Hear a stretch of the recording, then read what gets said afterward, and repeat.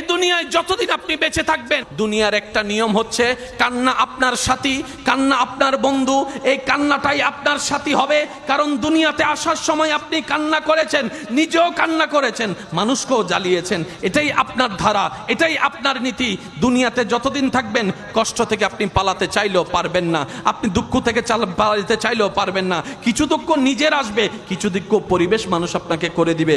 আসল হাসি আমাদের জন্য আল্লাহ রেখেছেন জান্নাতের বাগানে। জান্নাতে কোনো কান্না, ভাই বলে না, জান্নাতে কোনো কান্না, জান্নাতে কোনো মন খারাপ, জান্নাতে কোনো টেনশন। তো এটা কি দুনিয়া না জান্নাত? জোরে বলেন, এটা কি দুনিয়া না জান্নাত? তো দুনিয়া যেহেতু আছে, কান্নাও থাকবে, টেনশনও থাকবে। সুতরাং সুইসাইড করার দরকার নাই। জীবন যুদ্ধে লড়ে যান রবের উপর ভরসা রেখে। যারা সুইসাইড করে তারা বিতুর দলের পাক্কা আসামি হয়ে যায়। কেন? তারা দুনিয়ার 10 মিনিটের কষ্ট থেকে বাঁচার জন্য জাহান্নামের 10,000 বছরের কষ্টকে আপন করে নিচ্ছে। এটা চালাকির কাজ নয়, এটা বোকামির কাজ হয়ে যায়। মুমিন বান্দা কারা? জীবনের শেষ নিঃশ্বাস পর্যন্ত রবের সন্তুষ্টির উপর খুশি থেকে জীবন যাপন করে। চিৎকার দিয়ে বলেন না সুবহান আল্লাহু আকবার।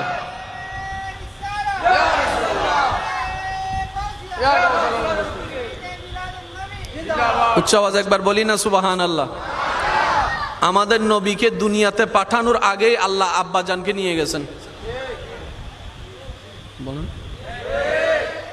বাবার চেহারা নবী দেখে নাই। যারা বাপ হারিয়েছেন তারাই আমার শব্দের কষ্ট বুঝতে পারবে। আপনার সামনে যখন 10 জন ছেলে তার বাবাকে বাবা ডাকে, আপনি যখন ডাকতে পারেন না, আপনি বুঝতে পারবেন এই শব্দের ব্যাখ্যার ব্যথা কি। নবীকে দুনিয়াতে পাঠানোর আগেই আল্লাহ মহান অভিভাবকের একজন দুনিয়ার আব্বাকে তুলে নিলেন। পাঠানোর কিছুদিন পরে আম্মাকেও নিয়ে গেলেন। এর কিছুদিন পরে দাদার যে ছায়া ছিল দাদাকেও নিয়ে গেলেন। নবীর ঘর থেকে নবীকে বের করে দিয়েছে। আল্লাহর ওয়াস্তে একটু বোঝার চেষ্টা করবেন। নবীজির ঘর থেকে নবীকে বের করে দিয়েছে, নবীর হাঁটার রাস্তা বন্ধ করে দিয়েছে, নবীর খাবার দাবার বন্ধ করে দিয়েছে। নবীর সাথে যে কথা বলবে তাকে সমাজচ্যুত করা হচ্ছে। নবী যে দোকান থেকে বাজার করবে, নবীকে যে বাজার দিবে তাকে এলাকা ছাড়া করার হুমকি দেওয়া হয়েছে।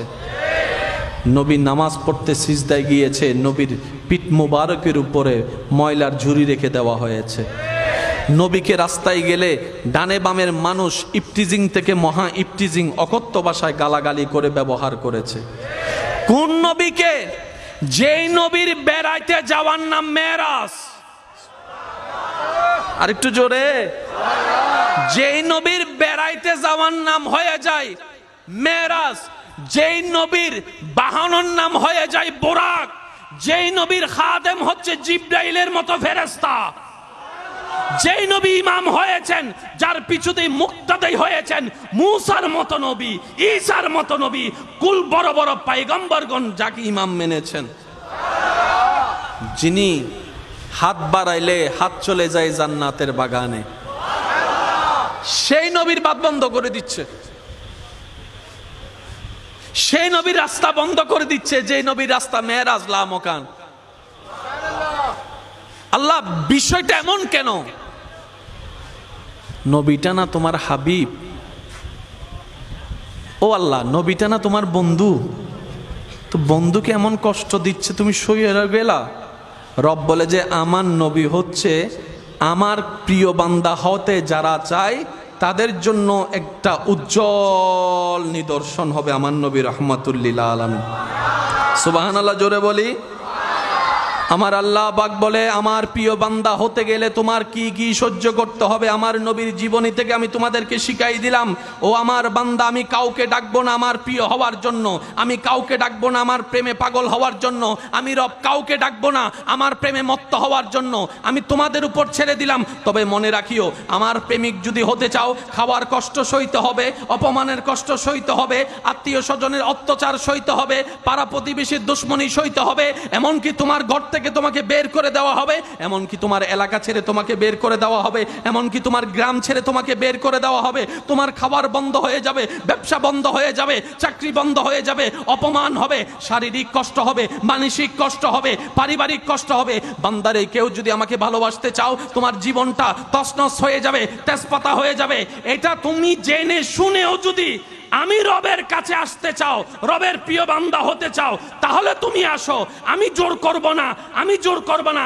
এবার চালাক বুদ্ধিমান বান্দারা বলে, আমরা ভালো করে জানি ইয়া রব, তুমি যেটা কষ্ট দেখাচ্ছ এটা আসলে কষ্ট নয়।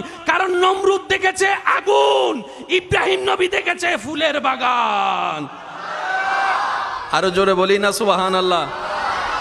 জগতে দেখতেছে কি জ্বলে, মাশাআল্লাহ, জোরে বলেন। আমরা থাকলেও আমরা দেখতাম কি জ্বলে, কিন্তু যিনি আগুনের ভিতর পড়ছে উনি দেখতেছেন কি? জোরে বলেন নাকি? আরো জোরে বলেন।